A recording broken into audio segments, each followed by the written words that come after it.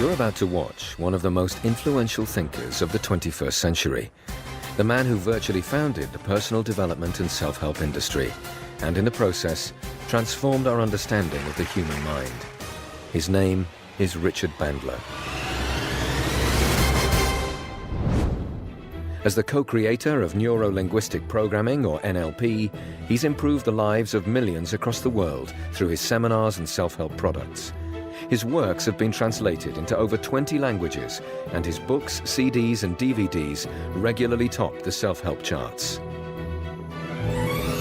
NLP is about getting the best procedure from the people who have succeeded the best at any task and teaching other people to do it.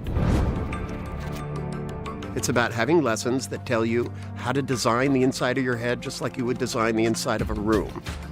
Dr. Bandler personally trained to NLP Master Trainer level the internationally acclaimed lifestyle guru Paul McKenna. And motivational powerhouse Anthony Robbins freely acknowledges that NLP has influenced his own work. I think the tools I've created are evolutionary in nature. We've never had a way to think about how we think. Being trained primarily as a physicist taught me to think in terms of how things work in systems. I used to design compiler systems, and that technology of teaching machines to do what humans did got me the idea that we could teach humans to do what other humans did by looking at the process, not the content. Thanks to Dr. Bandler's mind training techniques, therapists, athletes, business people, writers, artists, musicians, teachers, entrepreneurs, negotiators, politicians, and countless others have become more successful and more effective at what they do. NLP has even inspired and been featured in TV hit series. Through NLP, millions have become assured and more self-confident, fostering a positive outlook on life that's freed them to achieve their goals and fulfill their ambitions. And because Richard Bandler teaches others the art and science of excellence, celebrities who excel at what they do are happy to work alongside him. What I do is I teach people to think differently. You think differently, you feel differently. Therefore, what you can do expands. Whether you want to become a master in communication, reach the pinnacle in your powers of persuasion with techniques that will leave everyone winners, or simply overcome a phobia and gain more confidence, watch now and understand how you can change your life forever with Richard Bandler and NLP.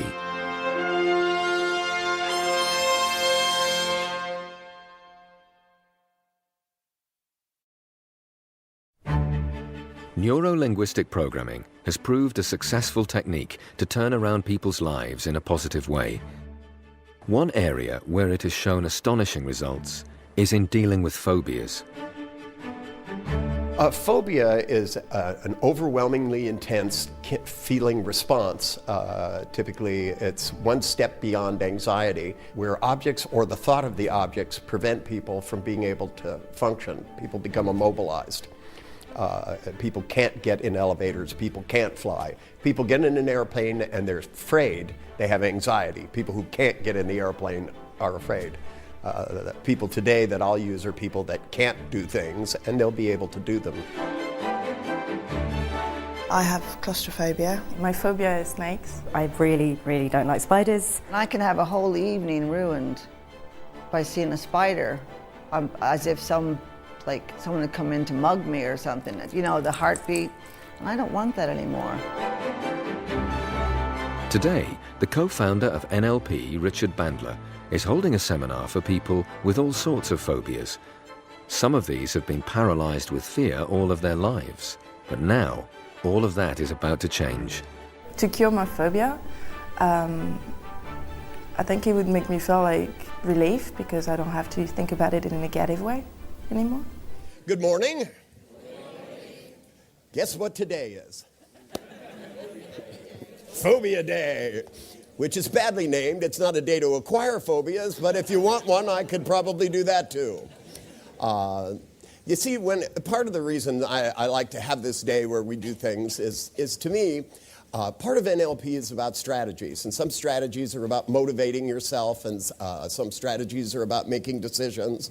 And to me, part of the reason I focused on phobias was to convince psychologists and psychiatrists that people could change quickly, But the other thing is that I like to use it for what I think is more important than the repair part.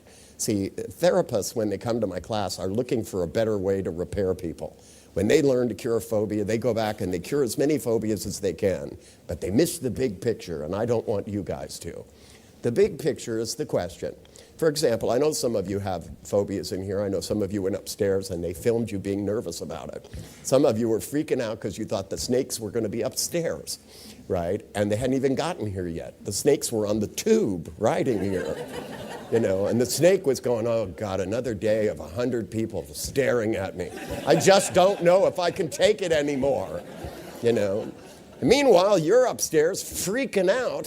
And here's the cool thing. How many of you went upstairs and freaked out because there was a snake, or didn't go upstairs because there might be a snake? Even worse, raise your hands. How many of you? Right? Guess what? You were freaking out and the snakes weren't here. Now this means something important. Your fear has nothing to do with snakes. Right? Because you could do it without snakes. It's not snakes, it's the idea of snakes. Neurolinguistic programming is the name that I gave to all the techniques I developed, which were really studying successful behaviors. Rather than studying people with fears to find out how they got them, I found people who had gotten over them quickly, learned what they did mentally to learn the formulas by which you think your way out of problems.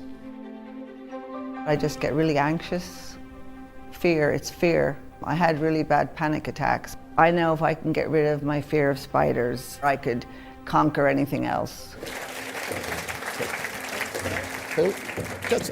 Just sit down if you would.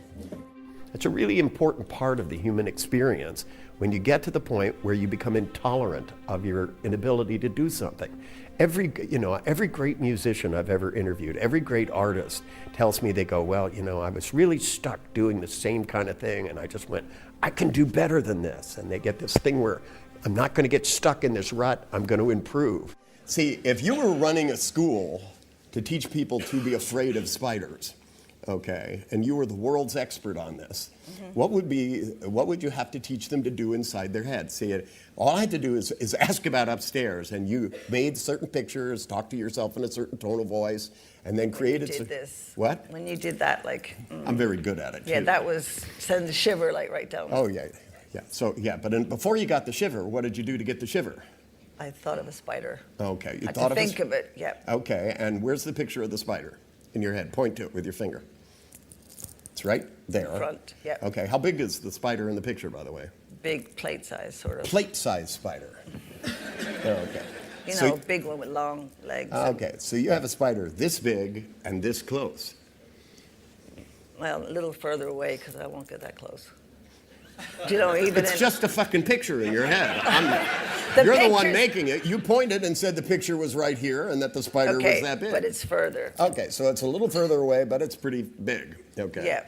All right. So what we're going to do is we're going to take one of those memories. Can you think of one time you saw a spider and you were afraid? Yes. Okay. Now, what I want you to do, so I want you to close your eyes, and I want you to look at that memory, right? And what I want you to do is I want you to float out of the memory so that you can see yourself there being afraid. I want you to look at yourself squirting up your face and shivering in your boots. And I want you to look at that picture and realize you could do that 20,000 times in the next 10 years. And I want you to look at yourself and see, as you look at yourself that terrified, do you want to be that person? No. Nope. No. In fact, when you look at her, isn't it kind of annoying and disgusting, right?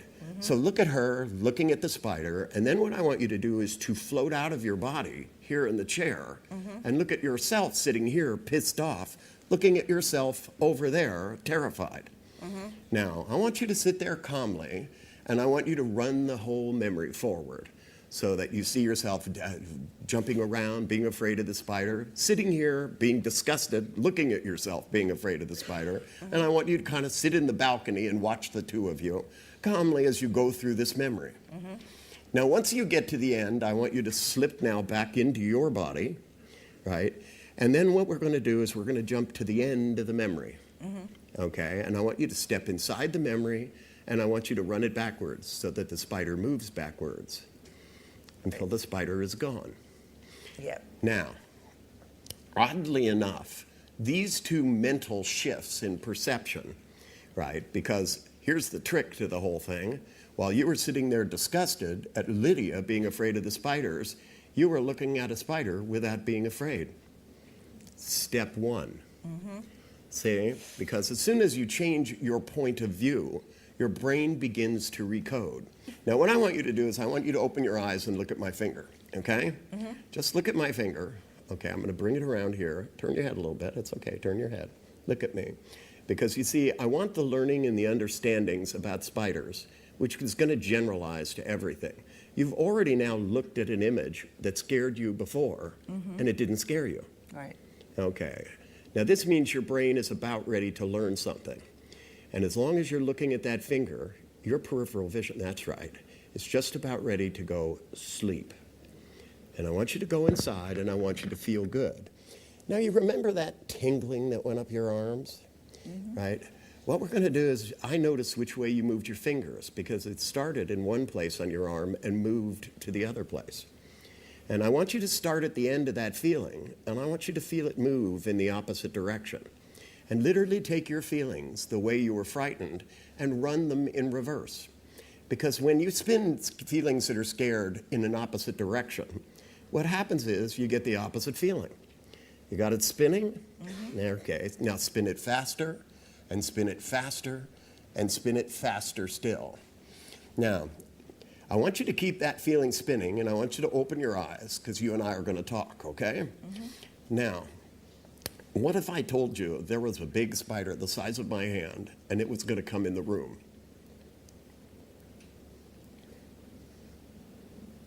Sort of okay.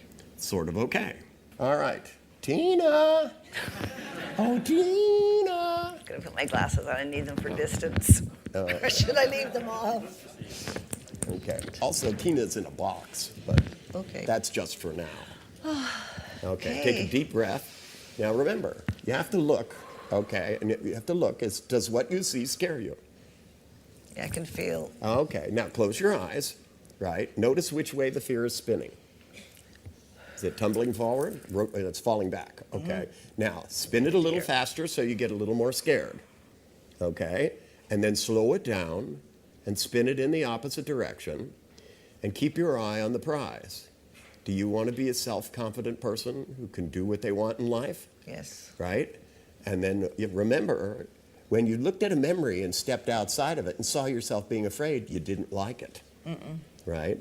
Keep that feeling around, and then open your eyes, right? Look over at Tina. Take your hand, bring it just close enough, right? And keep the feeling spinning in the new direction, right? A little bit closer, right? One hand up, a little bit closer. Let's stop there. Okay, now when you look at it, all right. You got to keep breathing. Otherwise, if you don't, see, anxiety functions by holding your breath. So breathe in through your mouth, slowly out through your nose, right? Spin it in the new direction and keep it spinning. That's right. Spin it faster in the new direction. That's right. And relax.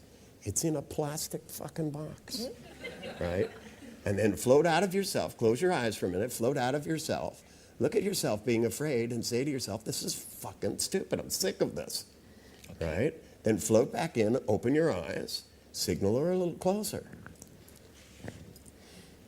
Good. Right? Now, look at the little furs on there. And she's going, please let me out of the box. Please. I hate it in here. Right?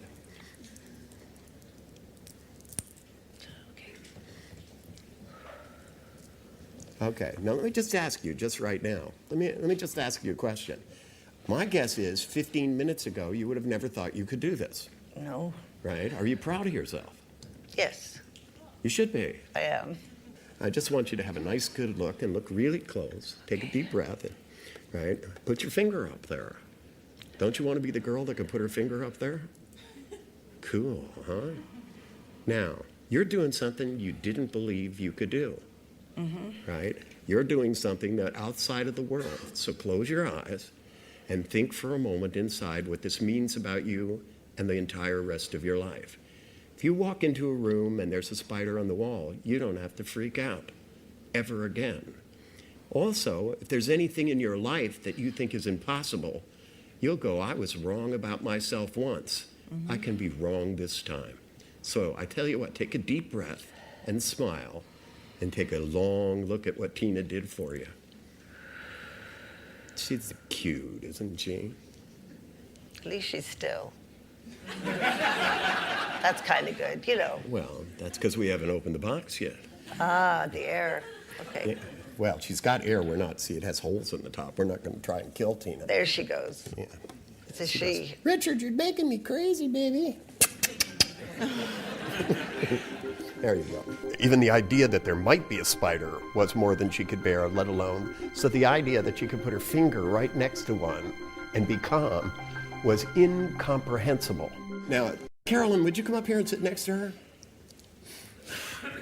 Because I believe in osmosis, by the way, right? Okay. Carolyn, did you believe that Lydia would put her finger on a spider? Yeah. You did? Okay, well, that's good. How about you touching a snake? Because I tell you what, Lydia, I want you to look at my hand and sleep. That's right. Go inside. Because I want you to take a deep breath, and I want you to go deep, deep. Just relax and go inside. I want you to fall into a deep, deep, deep trance, because I want you to solidify the learnings, the understandings. So you go into a deep, comfortable state.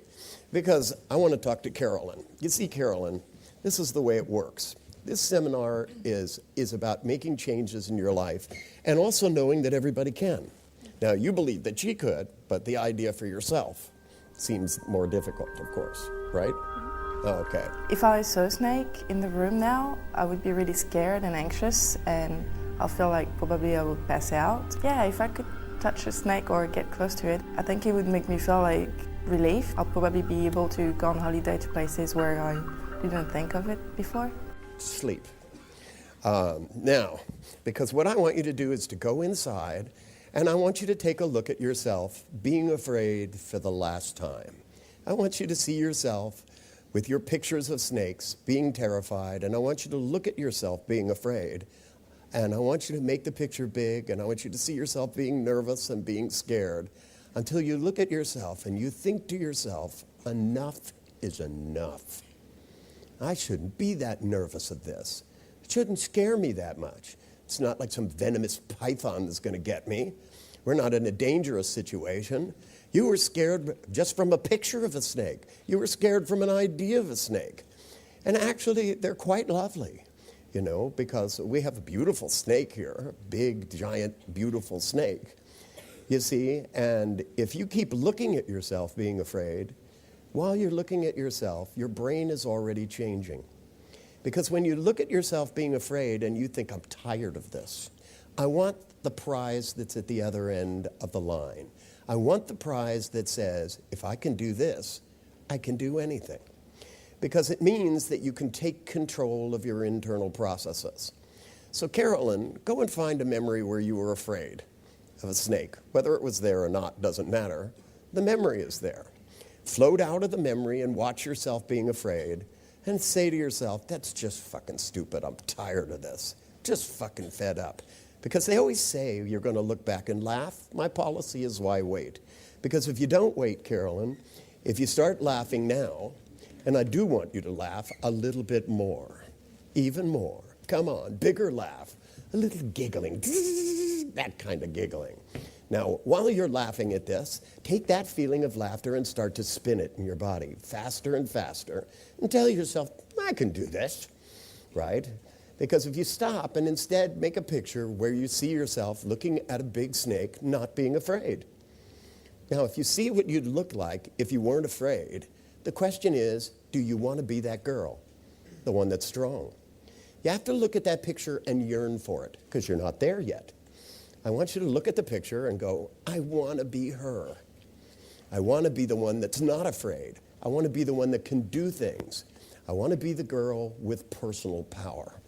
Because you see, if you look at that image and you're drawn towards that image and you desire that image, it tells your unconscious to begin to change you right now. And what happens is you go through and you take that memory of being afraid, you start at the end, you run it backwards, and you giggle at it. That's right. And you giggle a little bit more and you spin the new feeling and you realize Richard's about to bring a big snake in here. Only difference is, by the time it gets close enough to you to touch, you'll be the most powerful girl you ever thought you could be times 10. Because you see, you don't know how strong you can be. You have no idea as a human being, Carolyn, how powerful you can be. Because you have ideas that are in your head. Now, once you start cleaning them out, cleaning out the old pictures, laughing at them, we might say, giggling at them, smirking at them, going, ha, ha, ha, ha, never again. Just like the guy, never again will you fool me. Never again is this going to be here. When you look at yourself and say never again, what happens is you're going to take control. Now, in a moment, I'm going to reach over, and I want you to take that laughing state, and when you open your eyes, I want you to start giggling. 1, 2, 3, open your eyes. Okay. Snakes, please. Again, the snake's not going to come any closer than you want it to. But you see, you have to be curious. Just stop for a second if you would. Now, what I want you to do is to first take the feelings, right? How do you feel now? Are you scared? I just want to get done with it. Okay. Right? Okay. But, so you feel determined? Yeah. Okay, good. Take the determination, spin it, pull up your hand, and tell them to come as close as you want.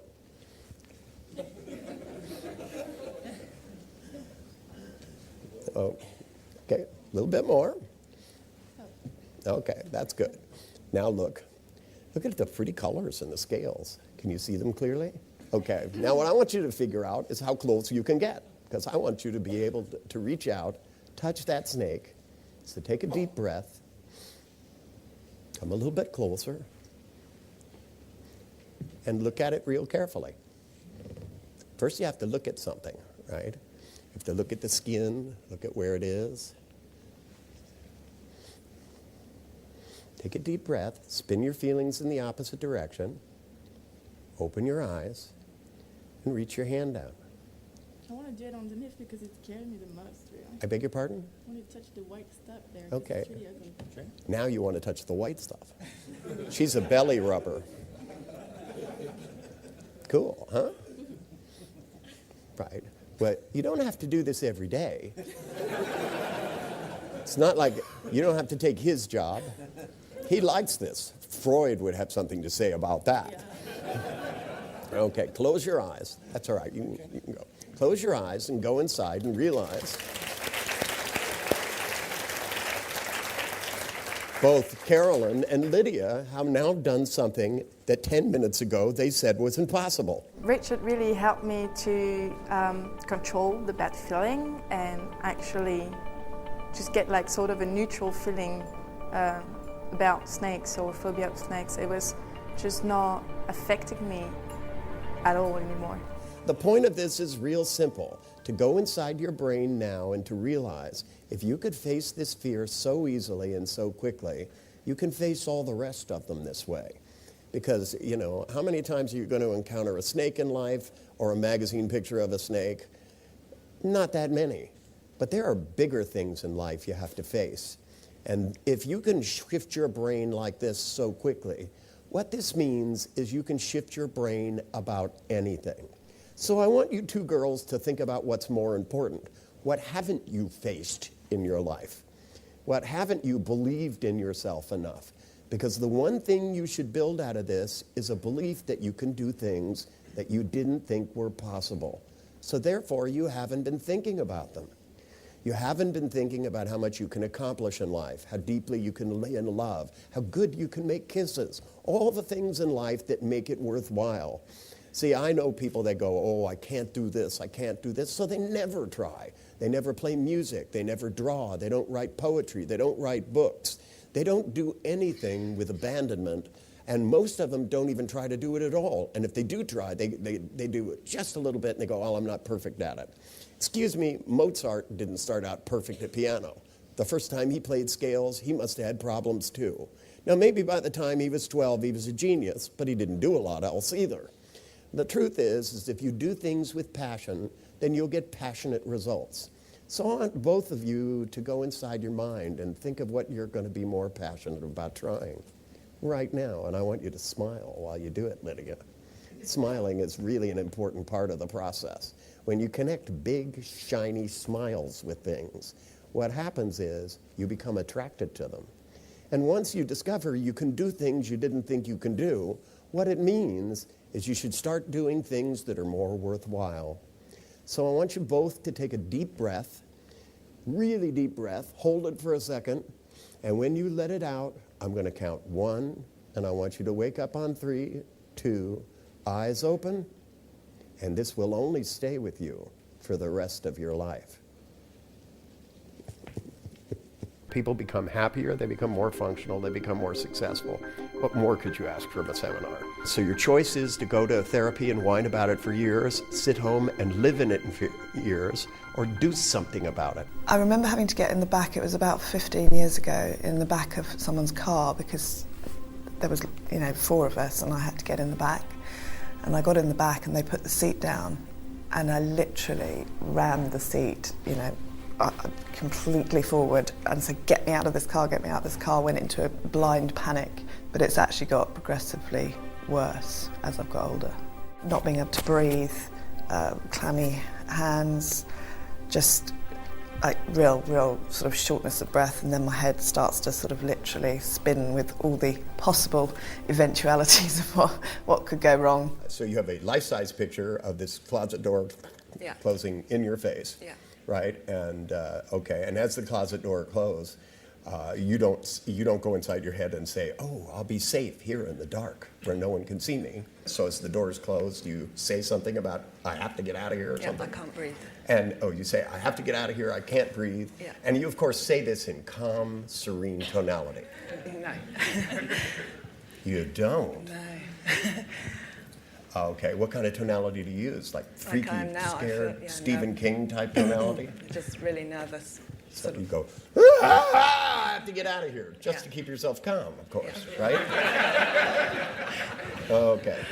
Let me ask you this, Kira. Does this sound intelligent to you?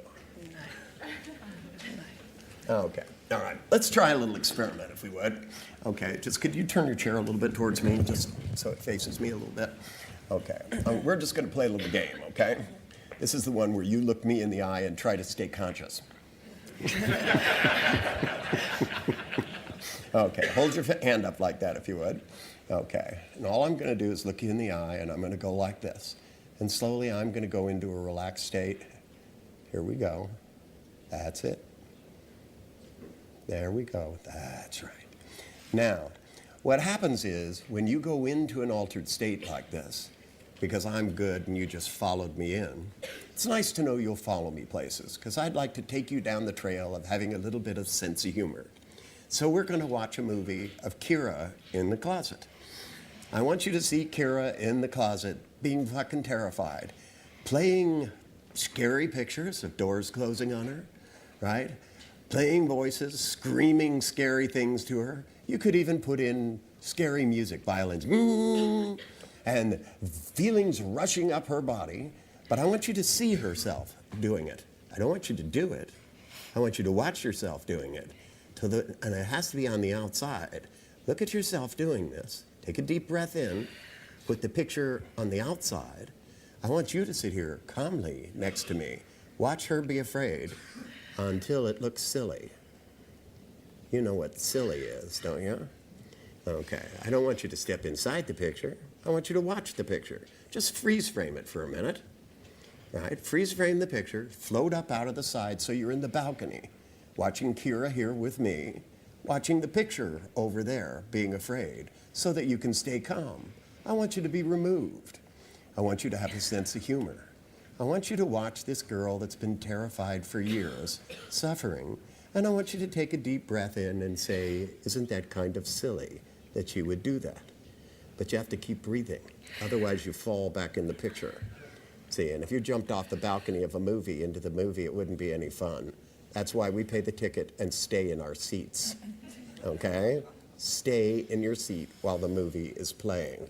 That's the stuff. Little breathing, staying calm, right? And then you have to remember, you have seen things that are silly in your life, haven't you? You've laughed at yourself, haven't you? Now look at Kira over there with internal screaming voices and realize that if she had Sylvester the cat's voice saying the same thing, she wouldn't be afraid. Suffering, thuckatash, the door's closing. It suddenly feels different, doesn't it? I do a lot of things where I induce in people states where they laugh because it releases oxytocin in the brain, which is the neurochemistry that allows us to recode and change. So I use a lot of humor in my work because it helps people to think differently. It's hard to be upset while you're laughing at yourself. Now, if you said to yourself, I can open that door and go outside, suffering thuckatash, the door closed. So what? I don't give a fuck anymore.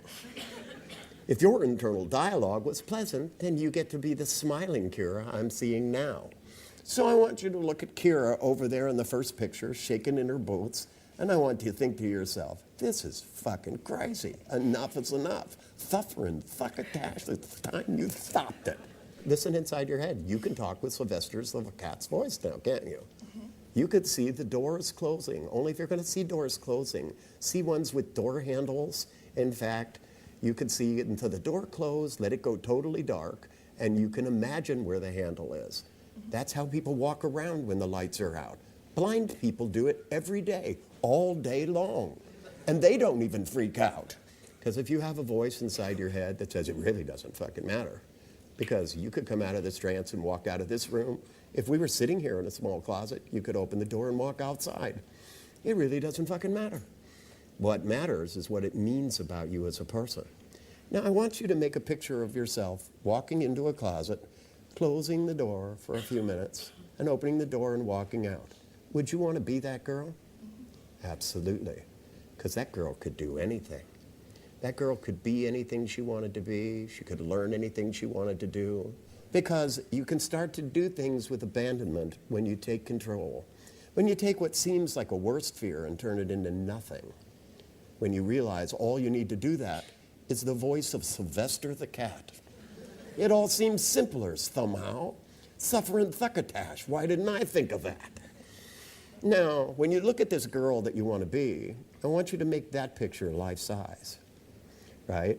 And then what I want you to do is I want you to pull the picture close enough so that you can feel her up against you.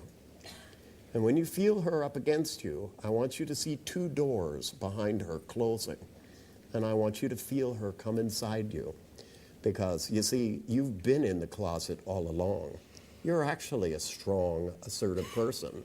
But you didn't let it come out. Okay, so what we're going to do is we're going to take a little walk. Excuse us if you people would move your legs here. We're going to take a little walk. We're going to go over here. You're going to take a deep breath. Okay. And we're going to put you in control of your own fears. Ooh, it's a little closet full of stuff. Okay. Now I want you to take a deep breath. I want you to walk in, close the door for a minute. Take a deep breath, talk to you in Sylvester the cat's voice, and then open the door and walk out.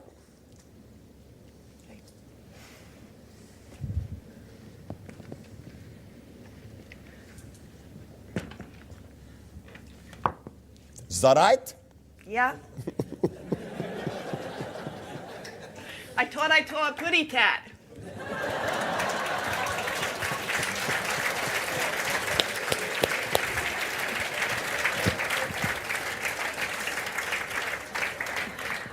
You forgot the last instruction. What's that? To come out. Oh, yeah.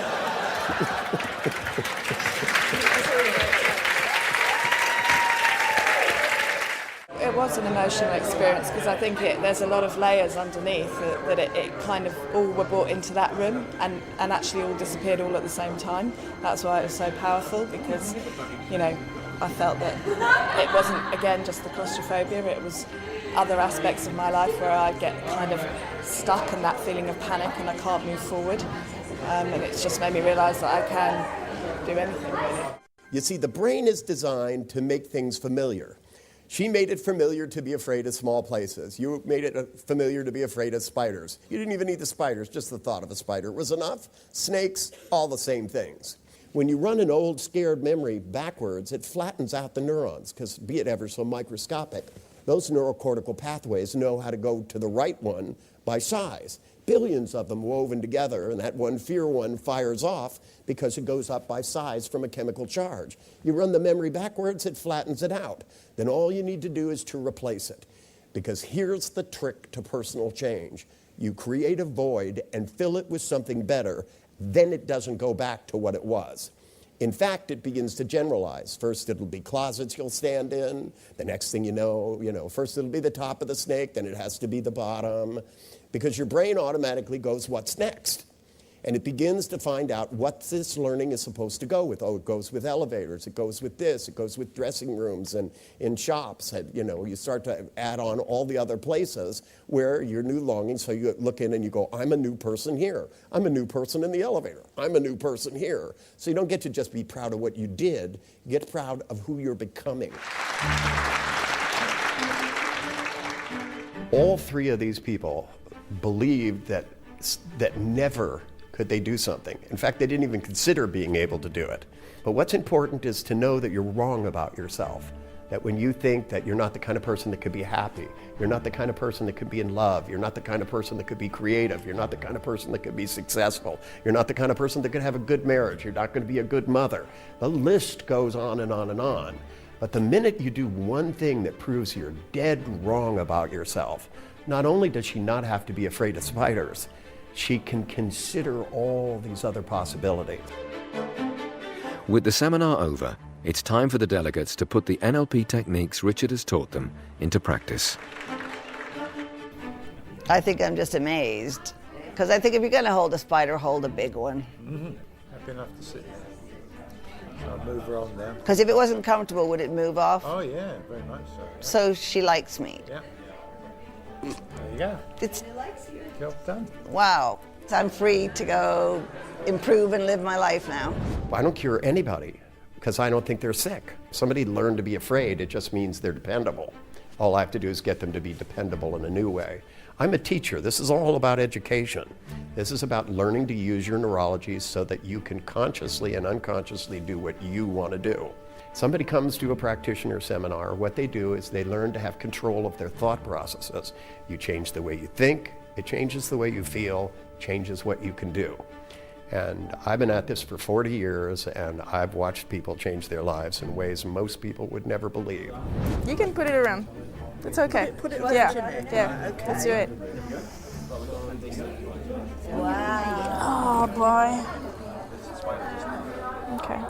Anytime I'll be around something that really, really scares me, I know I can do it because I've proved myself today I could actually do it. So it's fine. Nothing to be afraid of anymore. Fantastic. I'd just be so happy if I can get over my fear of spiders. But the thought of even getting near one is kind of quite scary. Okay. Hold the hand nice and still. I don't know if cute's the right word. I think it is. Sorry, Tina, my hands are very cold. Just move her on. So I held her in my hand, and she's very light, and I wasn't scared at all, and I moved her to the other hand, and I just didn't mind, and I kind of just wanted to sit there and just play a bit more and let her just keep moving along. Phobics are extremely dependable. Elevator doors open, heart races, right? Which means once they learn something, they're really good at it. So all I have to do is teach them instead to go after their desires rather than going away from their fears. A phobia is public speaking, and I can't remember when it started. I've had it ever since I can remember. If you were to ask me to go up to the stage, I would sit there and an overwhelming feeling of burning just takes hold of me. So I get like this whole fireball around here, and I just feel frozen to the spot. There's absolutely no power in me to be able to get up and do it. I believe that to walk out of here today and to be able to stand up in front of a crowd will make me realise that anything is possible. Hello everyone, my name is Dancing Claire and I'm a product designer. Fantastic! 30 seconds. Okay, tell them where you're from. I'm from Manchester. Feels absolutely fantastic. Fantastic. Give her a round of applause. I feel now that facing your fears is actually quite a fantastic thing to do. You know, that's the only way you'll ever make yourself a better person. And it makes you feel like once you've started to tackle one, it's just more experience, more experience, more experience, and it's reprogramming what you're already thinking. So yeah, that's what I want to do. I just want to experience it more and push my boundaries more and step out of my safety zone to try and make myself a better person than I am. Now, once you learn to be afraid, you need to put something in front of that fear, desire. The fear is still there. They still could be afraid. They just won't do it. And once you give people choices, they'll use them. But if there's no choice, they'll only react. And to me, the thing that makes it so it will stay with them for the rest of their life, I like the hypnotic suggestion, never hurts either, but to me, the reason I tell people that is so that they understand that this is a beginning, not an end. It's not that we're done, now you can go around touching snakes. It's now you have to ask the big question. What else, what other crap can I get out of my mind so that I could get on to what I want to do? You know, if somebody has a horrible bad memory and they think about it in, 20 minutes, 5 times a day, it's an hour, 7 days a week, 52 weeks in a year, times 10s, 520 weeks, it's, you're talking tens of thousands of hours that people are going to spend huttering around, making images, having a bad feeling. When you free up all that time and they start to think about their desires, then people can really change and get a lot done, live good lives, have more fun. And they start asking the question, how good can things be, rather than how can I get out of this?